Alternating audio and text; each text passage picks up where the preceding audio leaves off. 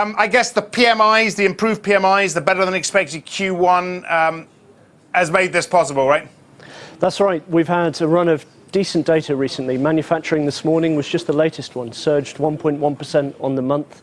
Q1 growth was better than expected.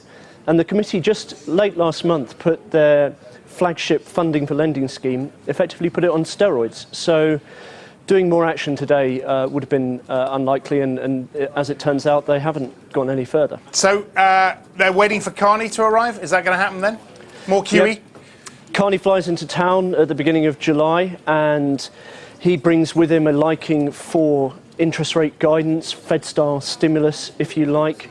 The Bank of England has to report back on the merits of that policy in the August inflation report, and we see them adopting that either in August or November, backed up by further asset purchases. And they go hand in hand, those two, right?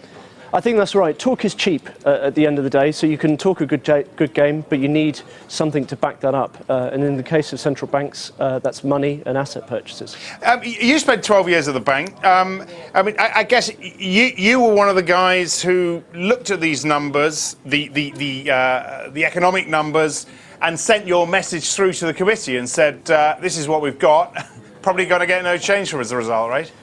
That's right, yes. So while I was at the bank, I did the near-term GDP forecast, looking at the PMIs. I think what I would be saying right now is these have improved, but they needed to improve. They were at very weak levels back in January and February. At the moment, they're consistent with very weak positive growth, 0.1s, zeros over Q2, Q3.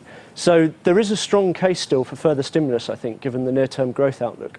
Are we going to find ourselves in a position where will require another 25 basis points in your view? No, I think it's very unlikely that the bank would do another 25 basis points. They've revisited that issue a number of times and ruled it out because of the costs. So I think where the action will be is working on expectations of interest rates, and particularly public expectations. A recent Bank of England survey, for instance, showed that more than half of respondents thought interest rates would either go up or didn't know where they would go over the next 12 months. So there's plainly room for manoeuvre there, I think.